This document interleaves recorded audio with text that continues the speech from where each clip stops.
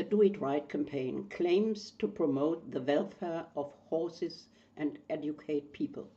Anyone who registers for it will receive a newsletter. The first newsletter refers to the magazine Cavallo with the question, is stretching a reward? This idea is when the horse lowers its neck, it relaxes and is happy. A slightly more relaxed neck position is certainly more comfortable than one raised by hand or even rolled down low and deep. But our question is, why the stretching position? What is it for and what does it look like?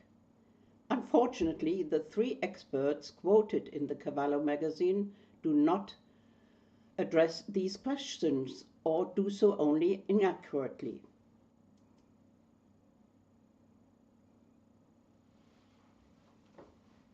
The picture at the top of the article does not show a stretching position. It's rather a currently practiced thing to be seen in many pictures, but the horse only lowers its neck. It doesn't stretch and the head points to the coronal bone, but it should point to the point where the hoof would meet the ground. In fact, it's not stretching that is demonstrated, it is just a dropping of the neck. The reins should give away considerably further to allow the actual stretching.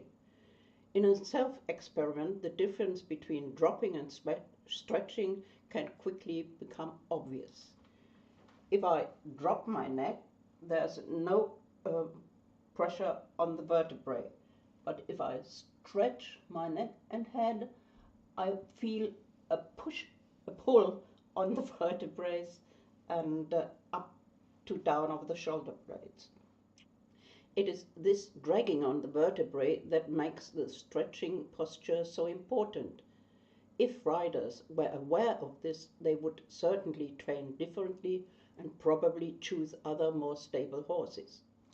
The explanations of the expert match the picture. Two of them describe how they manipulate their horse to drop its neck while standing.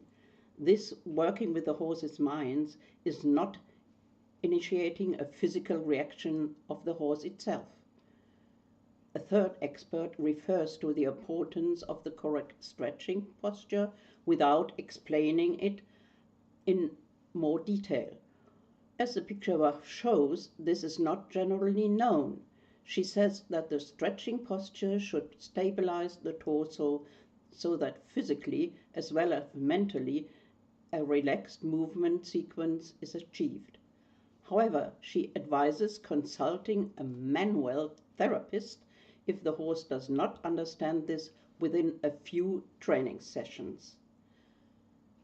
As we have just shown, stretching has nothing to do with being loose. It's quite the opposite. Of course, stretching has nothing to do with tense either. The stretching posture is triggered by an active hindquarters. This leads to an extension from the withers via the back. The active hindquarters are characterized by an upward forward action and not by the swinging forward of the hind leg. It's therefore an active action of the horse that's not triggered by any hand action. The neck is stretched actively. It's not passively dropped. That makes a world of difference.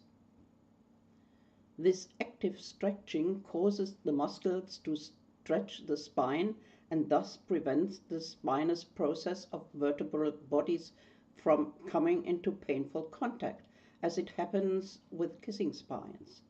This can occur in the back if it's loaded early or incorrectly. Stretching the spine can only be successful if the back muscles are fixed at the back via the sacrum and at the front at the withers. In other words, fixed via 2 points. This way the horse is able to lift its back up like an arch bridge. The stretching position is not manipulated by the hand but triggered by the horse's action. The need to stretch is particularly pronounced in young horses, and they stretch deep down to the ground. This is a picture of a young mare on the lunge rein. Let's have a look at the horse's spine. The vertebral bodies point backwards at the front and forwards at the back. They meet in the area between the 14th and 16th thoracic vertebrae. This is also where kissing spines occur most frequently, when the back does not arch up under the rider but gives way. A horse moves in this position at a walk, both in the wild and under the saddle. It's not manipulated on the reins. The neck is not dropped, it's carried freely. However, it's neither stretching nor an extension. Under the rider, the hind leg should move in an upward-forward action like seen in this picture. This allows the horse to actively seek contact with the reins. The nose is in front of the vertical and points to the spot where the front leg will touch down. The young horse should always be allowed to stretch as far down as it chooses. This requires long reins. The reins offered with snaffle bridles are usually too short for this. We always use particularly long reins. The stretching posture is therefore performed by the horse pulling the vertebrae apart.